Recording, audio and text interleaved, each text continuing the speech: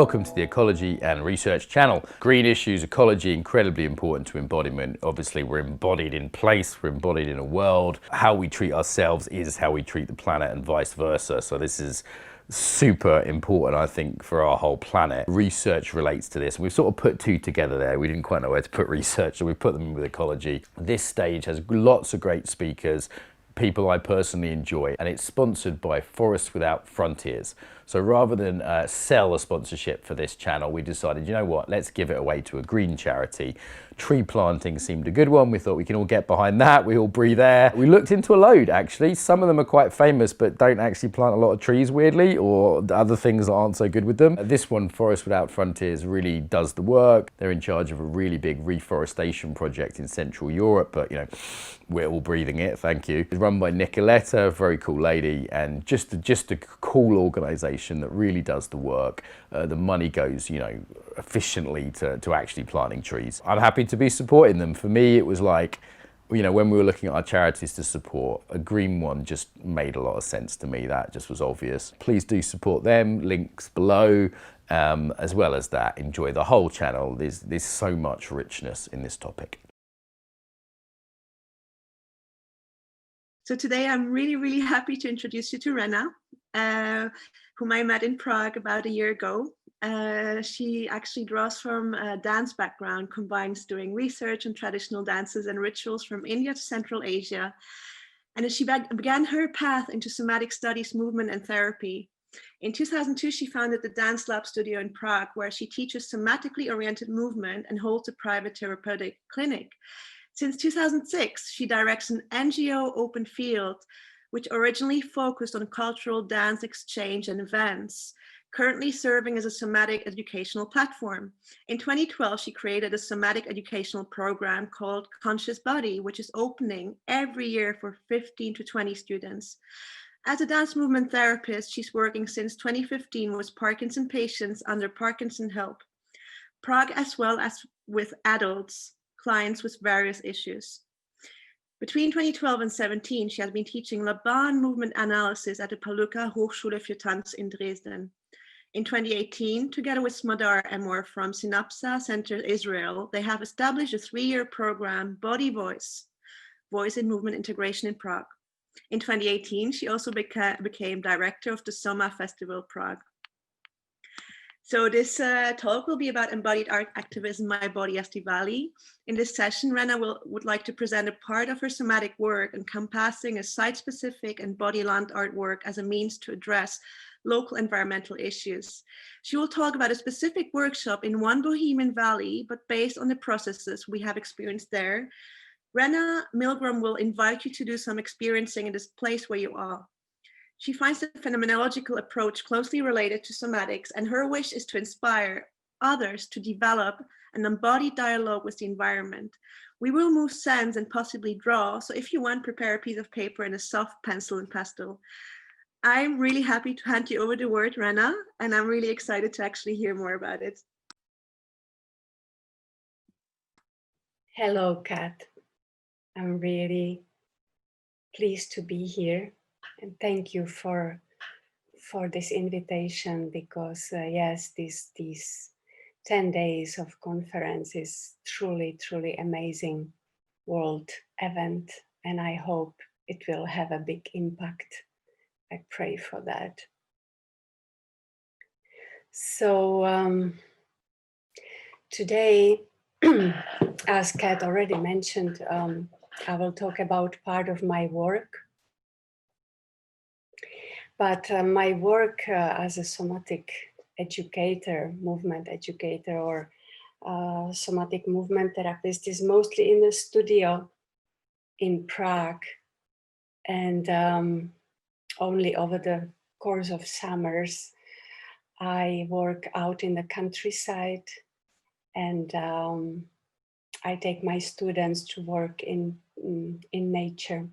So this presentation will be about our last workshop in summer. And we called it Embodied Art Activism because this year was a special one. It was really dedicated to a specific cause and specific issue. And the issue was that the place where we're going every year, there is a beautiful piece of land, beautiful valley, big piece of land where people go for walks and enjoy the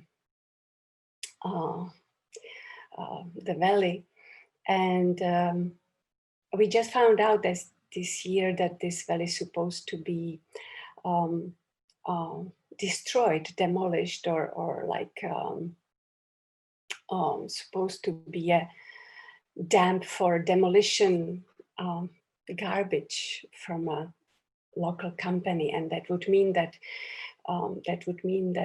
trucks every day for 7 to 20 years would go by our dance studio and would dump this valley with demolition. So this would be quite tragic for the village and for us, of course. And so we decided to do our protest in form of art. We wanted to express and show the beauty of the valley. And so we were recording our process, and we are planning to show it soon to all the villagers.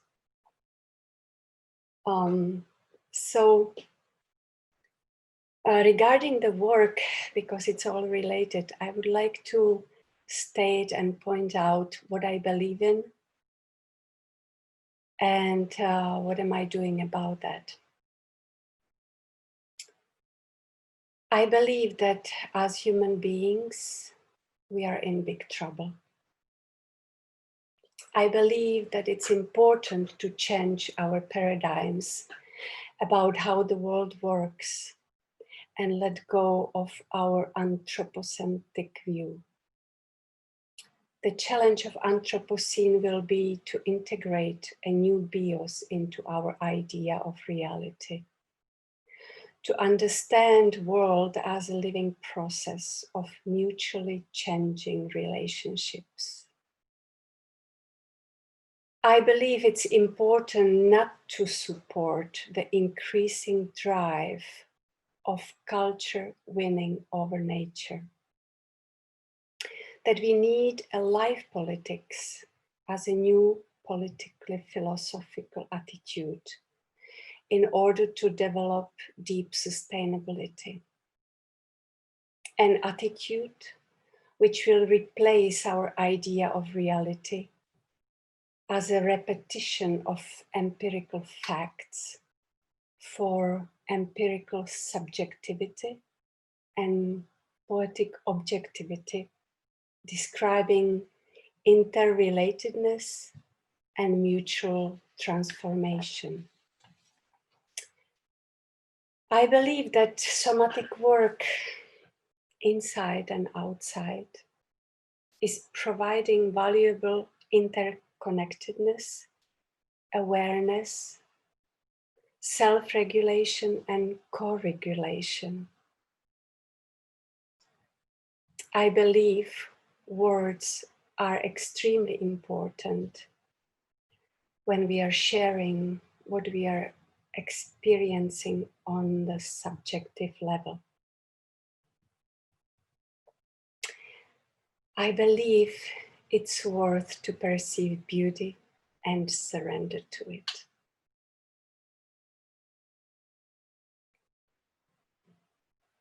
So what am I doing about that? I'm learning to sense and feel myself on a cellular level. I practice cellular breathing, sounding, and nourishment. I am appreciating a support from the ground, from other bodies, from the trees, from the air, from the space. rain, fire. I move and dance as an improviser. I'm being with my clients, practicing being with and beingness. I'm witnessing and I'm being witnessed. We are integrating the conscious with the unconscious through the authentic movement. I'm learning how to listen and make dialogues with nature. I'm touching and being touched. I'm accepting my vulnerability and temporality.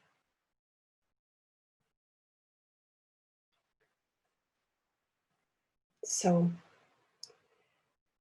the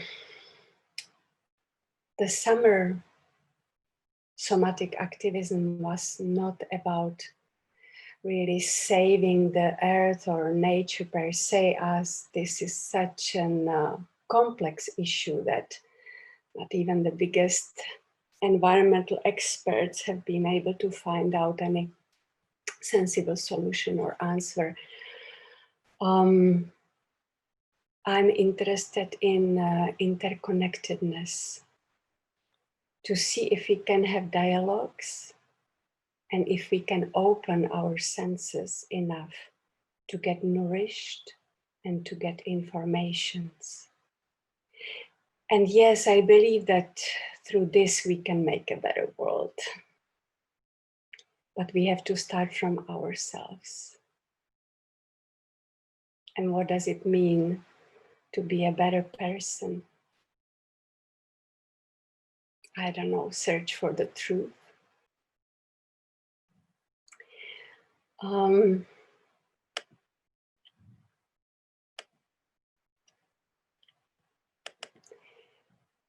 going to share the screen now.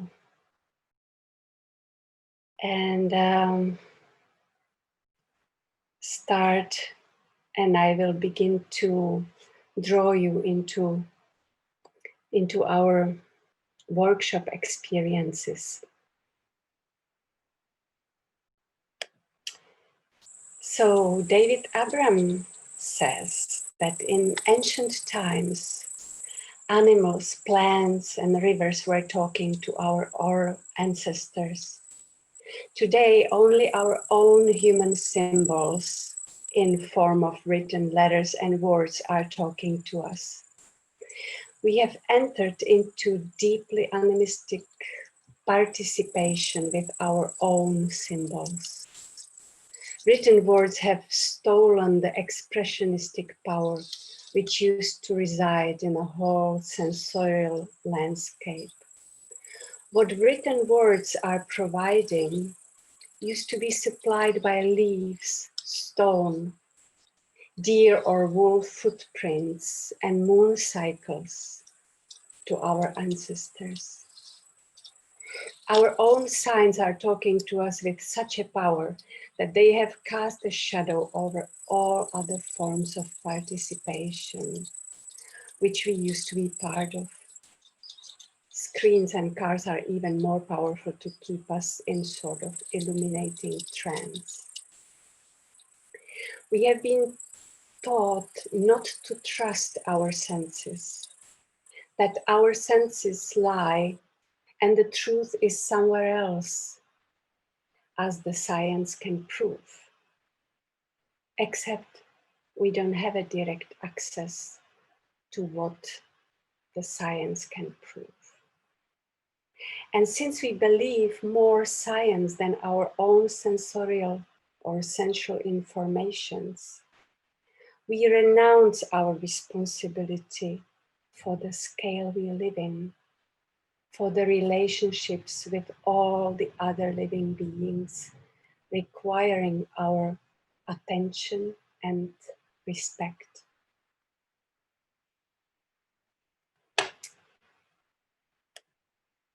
I'm interested, how do we enter the world? Am I drawn through the sensorial perception, moved through an image or memory, or through my physical sensations? So I practice sensorial awakening, sensorial listening, trusting and giving my senses a value. As only through our sensorial channels we can develop our intuitive sense knowing. It's heart-based, where we pick up informations from the environment. But you have to fall in love with the nature, with the environment. Not wanting much and sense more. And as if all your sensorial channels, the eyes, ears, nose, mouth, skin are receiving, letting the information enter your limbic brain without analyzing it, without naming it. Letting our bodies together with other creatures, plants and clouds sink into this living nature.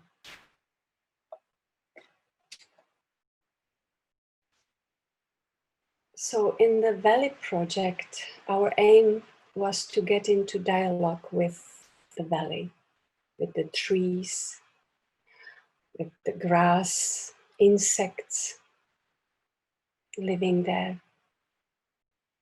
The valley, as every place, has its own intelligence and character. And it's a different character and intelligence than, for example, a sea bay 1,000 miles away. So how do we actually find a way and enter this interrelatedness?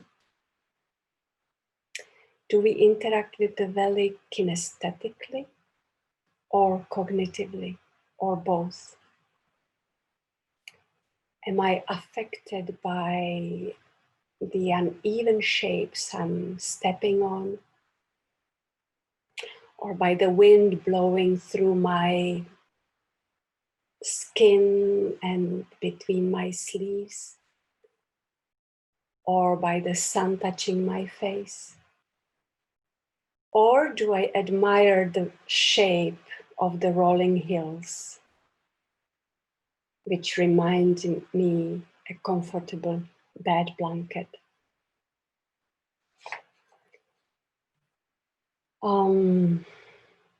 In any case, we needed to slow down, surrender, and listen.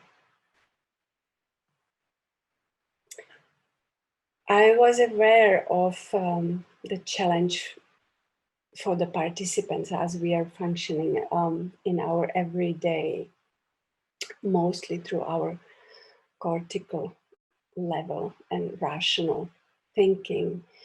And so it takes a while to switch into the mode of being instead of doing, less making, more being.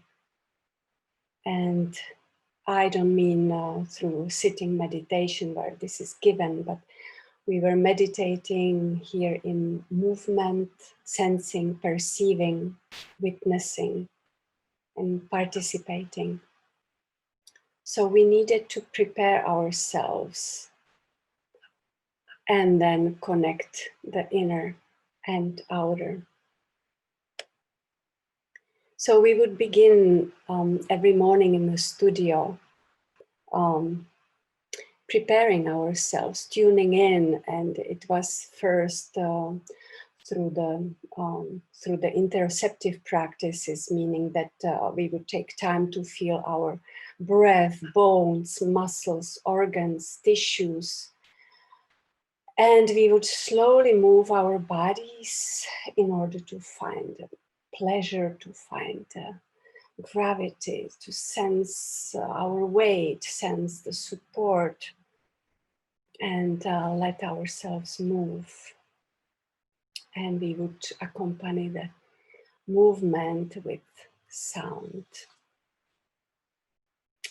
Afterwards, my colleague Anna Ronovska, who is an art professor and she does experimental drawing.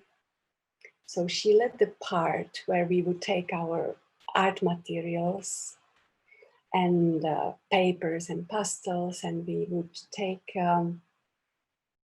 our whole body into movement, into the flow with the pastels on the paper. So we would also have this visual record of what we did. So one of the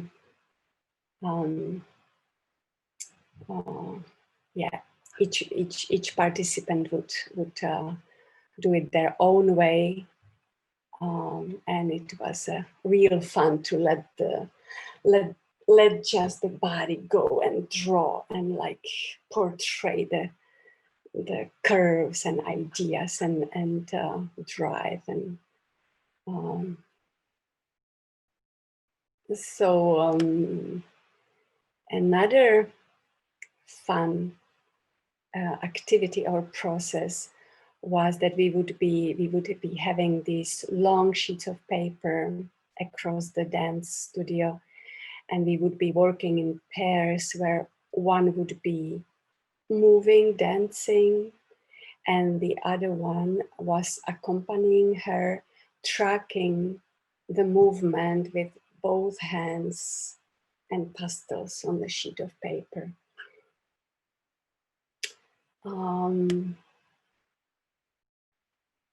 And then we would just go into the valley, and we would find our own place to sit or to sense, and we would just spend hours to just be there, to sit and to wait for any kind of impulse to come, and each person would be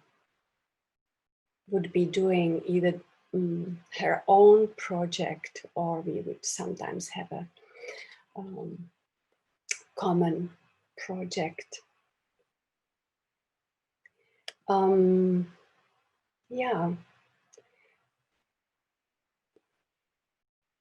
Movement, sensing, expressing the belly through movement or through photography.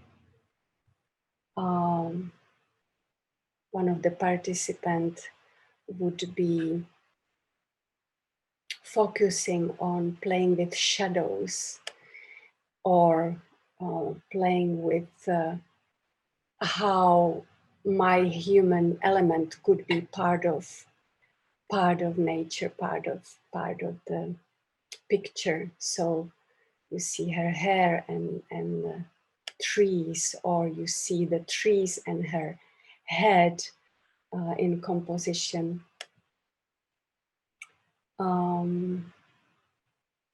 Shadows. Another project would be taking thin sheets of paper and use the paper as printing material. So whatever we would find, what would have some interesting surface, leaves or tree bark, we would use the paper and pastels to make a print. Another wonderful experience and strong experience was my colleague Corinne Ott, who decided to feel her body as the valley being dumped on. So she would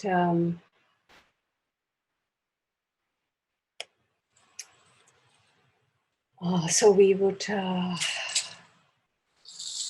put all kinds of garbage we found, and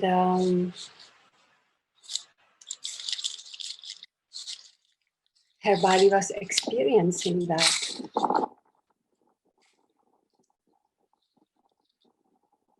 And afterwards, Corinne stated that she could not really breathe. And she realized how it must be for the valley or for the earth when we build our concrete buildings or whatever, how it is to not breathe.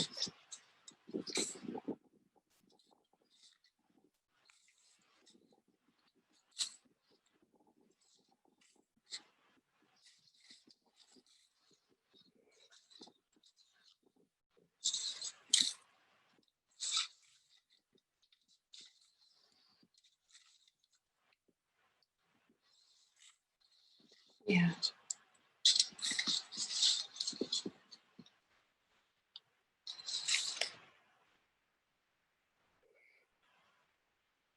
And then we would be playing with the body as animals, the arm painted as a snake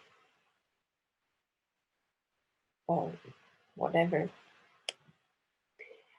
Then we would be just experiencing the head down to the valley. How would it be to be dumped? So we would be just laying there in a white sheet of paper and waiting.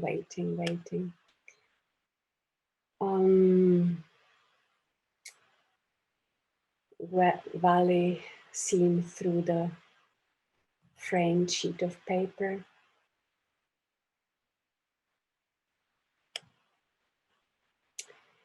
And valley experienced as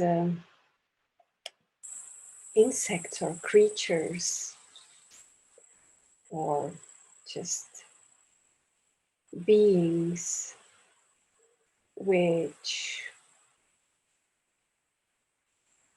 wanted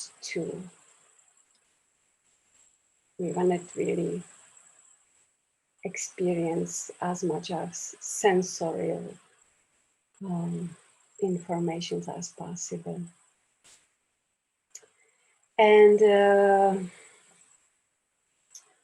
yeah, when I was sitting in the valley, I was experiencing so many things, a lot of joy and beauty, and at the same time, sadness caused by the awareness and temporality. You see a lot of death here on all levels. Dead branches, dead grass, insects, snails. And you're forced to accept that your life here is also temporal. To realize that you cannot control things can be very scary. This is why people are so terrified of death and of the fact that we cannot direct and control how nature works. The only thing we can do is to creatively participate in this breathing mysterium, which we are all part of.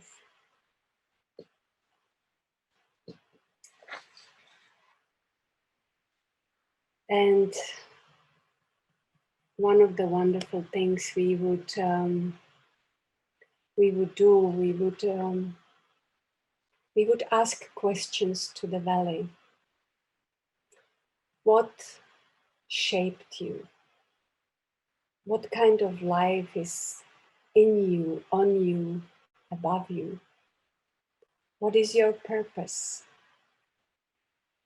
How do you experience the 4 seasons?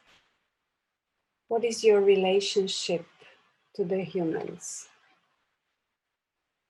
What do we have in common? How are we different? What do you wish for? And how can I respect you, help you? And we would have these beautiful answers from all participants. So I'd like to give you a question now, which you may answer later. Can you share a story when you experienced a magical moment in nature, and why? So, yeah, so that's it about the workshop. We would also make a lot of poetry writing, because we would be going to our places every day, and every day we would get new point of view, new feelings, new sensations of that particular place. So I have to say that after this 1 week, the valley really made a deep imprint in our hearts and bodies. And I think that all of us are still feeling and remembering the valley. And so now I would like us to experience little things based on that work. And I know that we are now at home in our rooms or wherever, so it will be very different. But I'd like to invite you to experience few minutes of shaping, adapting, touching and being touched, yielding and getting informations. So I'd like you to invite to first shape into your chair and let your body to really adapt the shape, whether it's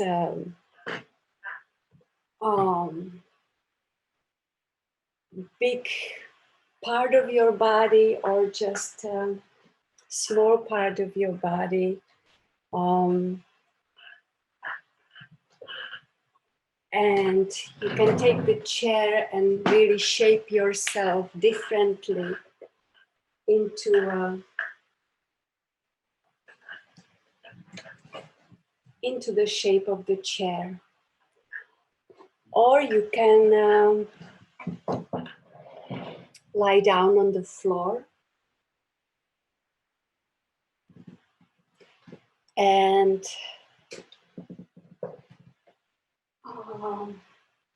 let yourself sense your weight.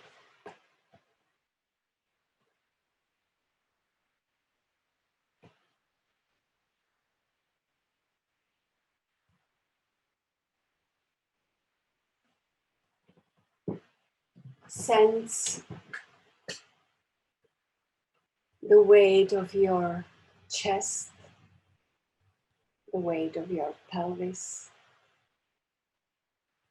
the weight of your legs, arms, head.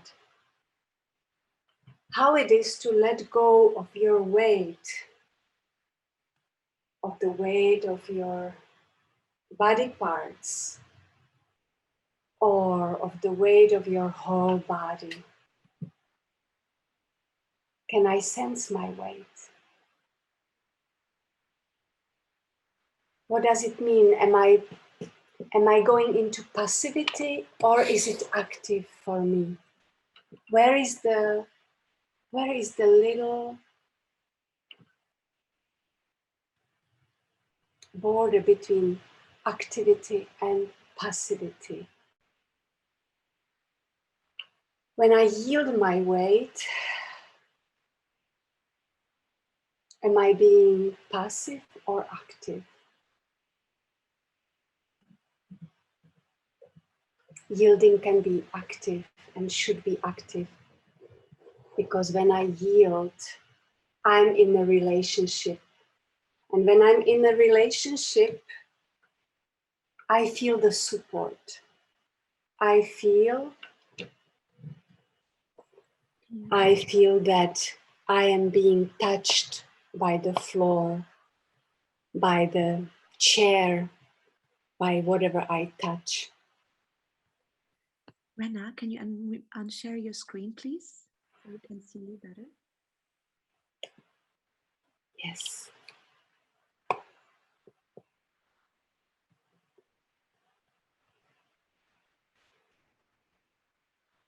So how is your yielding and giving weight into the ground, into the chair?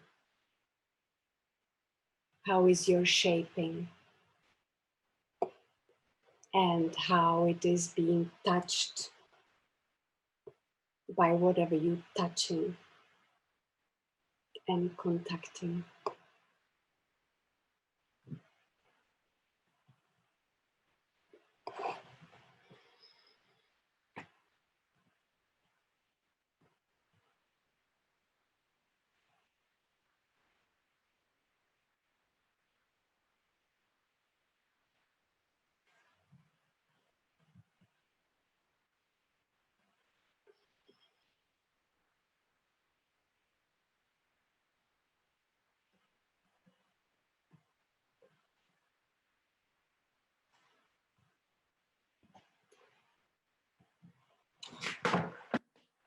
Each time I touch something, I'm receiving information.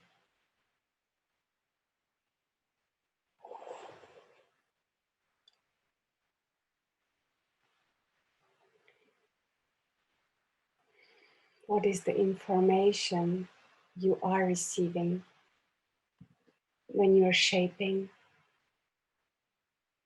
when you're in relationship?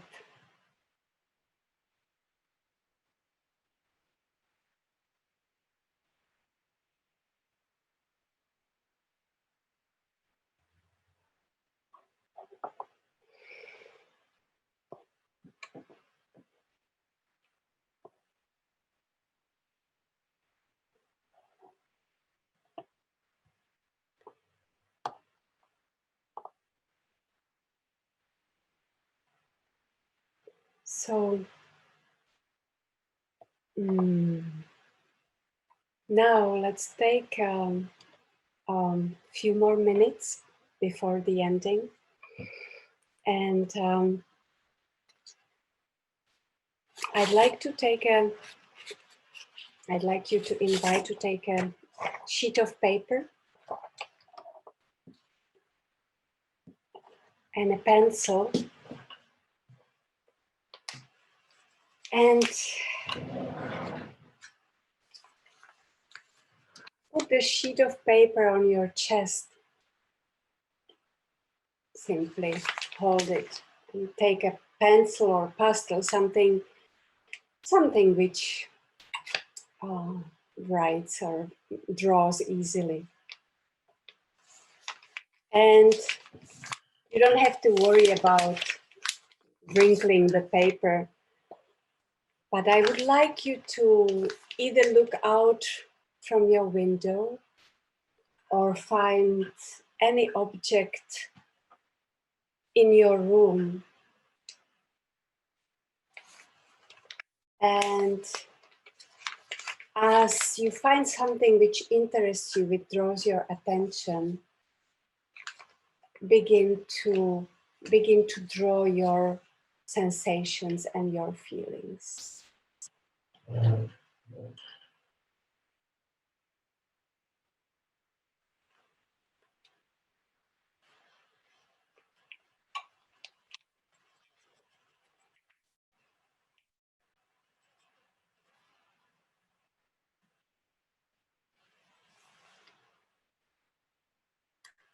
And because my attention wants to now wander around my room, and I want to see and enjoy many things, because this is right now how I feel, I am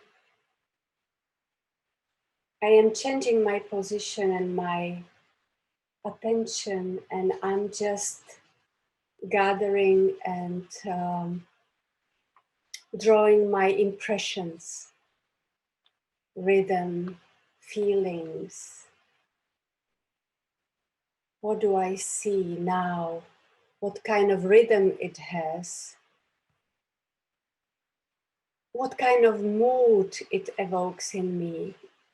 How do I express the mood in a single stroke?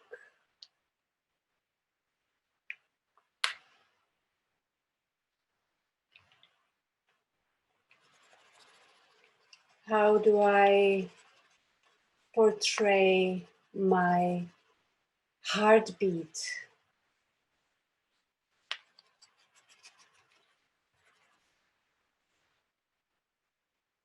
Or whatever comes to you.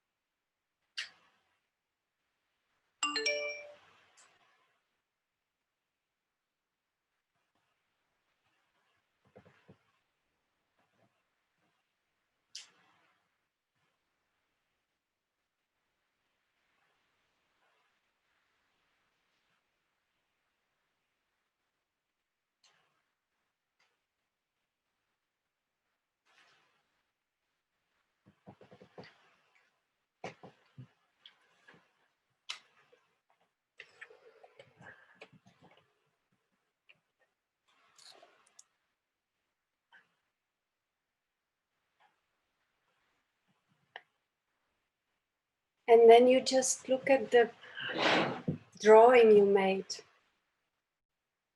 your abstract expression of little moments, informations coming into you.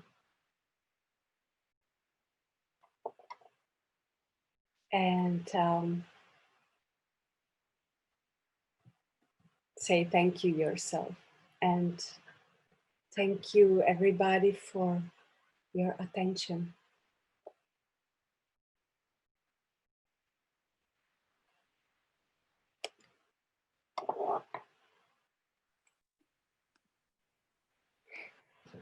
Thank you so much, Rena. This was really wonderful. I so much enjoyed this.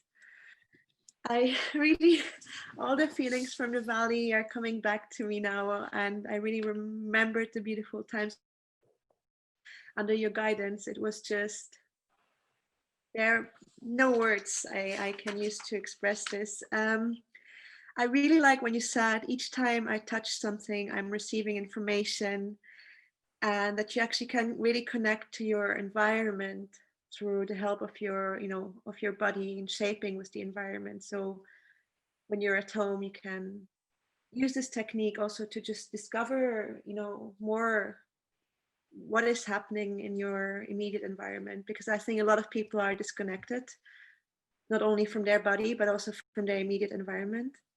They live there without really being there. I'm not sure if I'm expressing myself right. So I'm also interested to know personally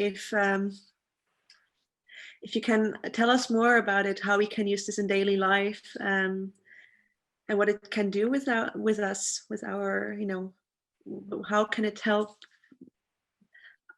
in existence. So I was curious about that.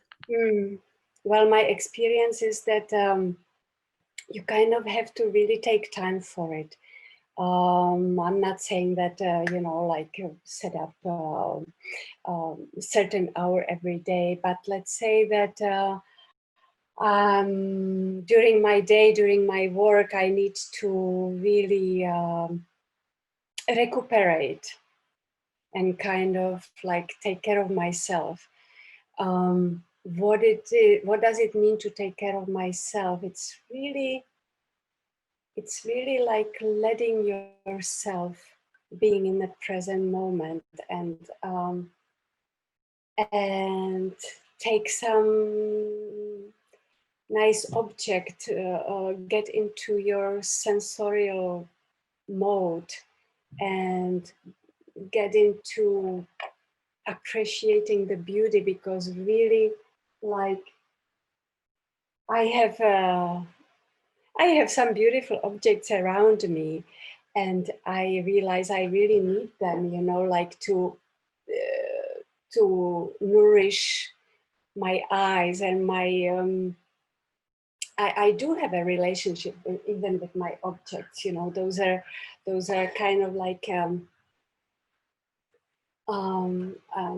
I don't know, memories.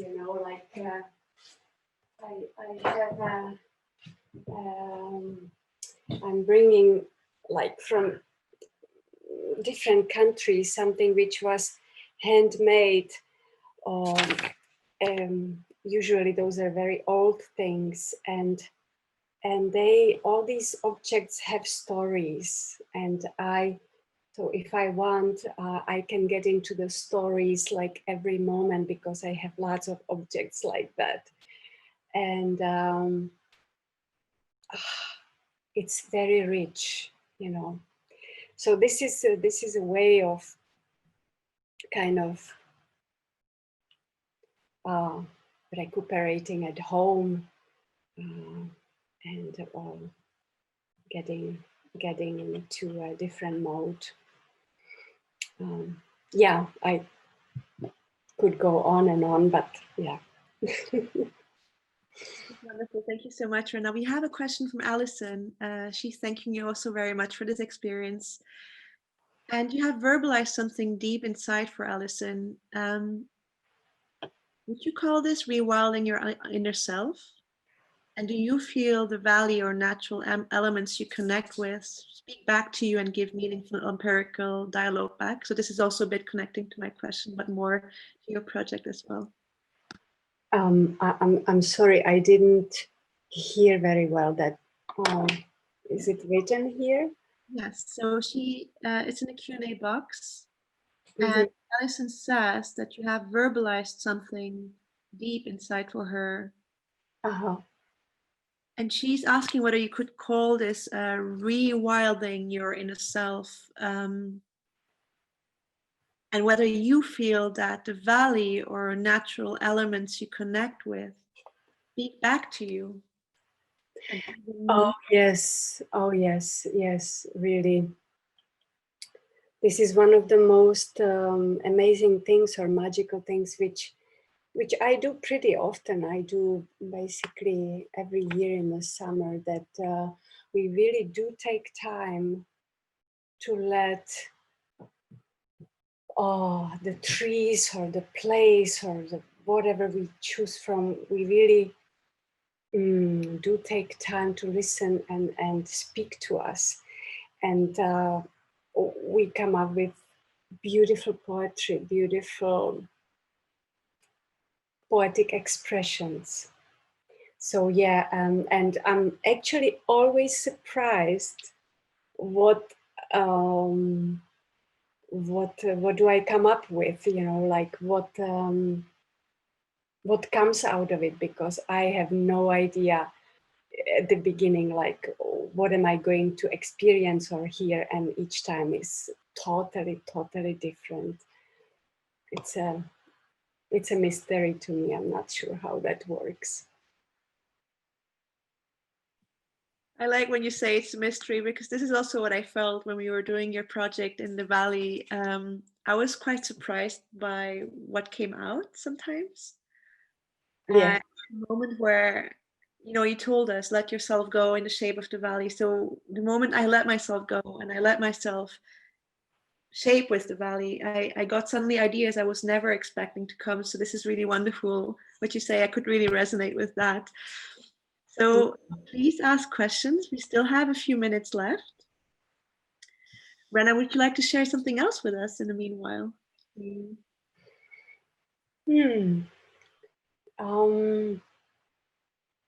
Yeah, I mean, I think that in this time of our global crisis and COVID time, it's just so extremely important to find our resources, our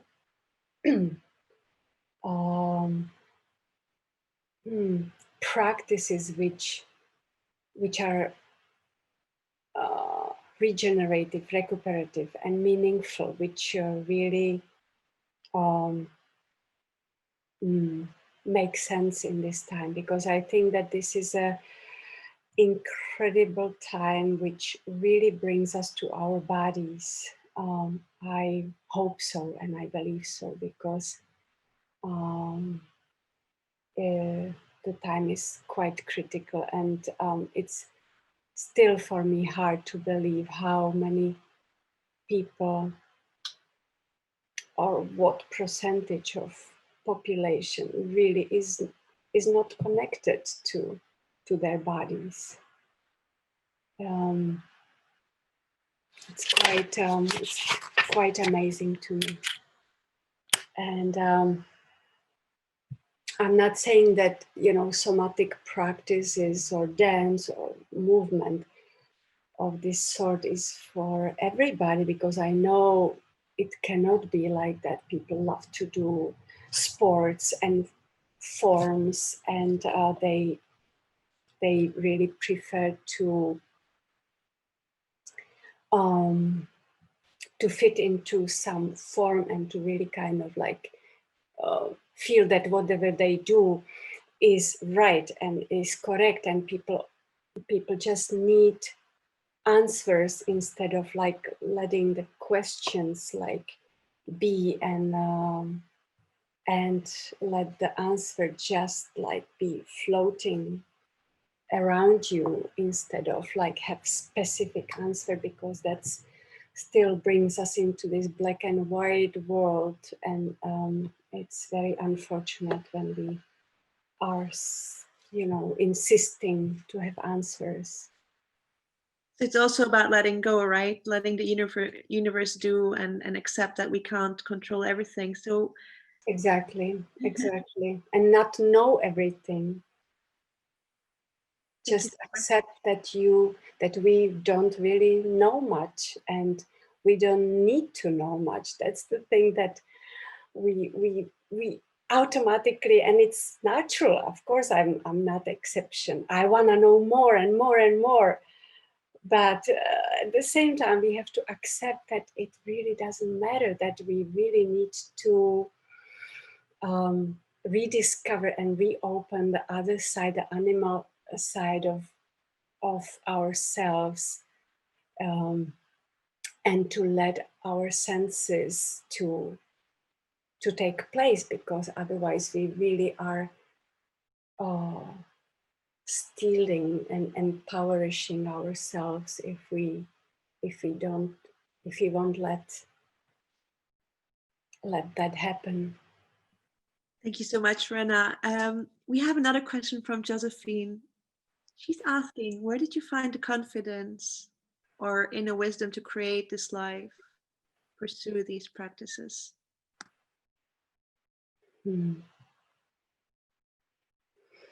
Confidence. Now, I'm not sure if it's in confidence. I think it's just my passion. It's something I believe in, I'm very passionate about, and if I'm passionate about something, I'm not afraid to like take others into that, into my passion that's been all my life. I was so passionate about Sufi dances at one time in my life, and nobody was doing them in my environment yet, and I was just so convinced that this is extremely important to do, and like to go deep into the Sufi poetry and into this wisdom. And I was able to really draw a lot of people into my world. So I think the passion is quite contagious.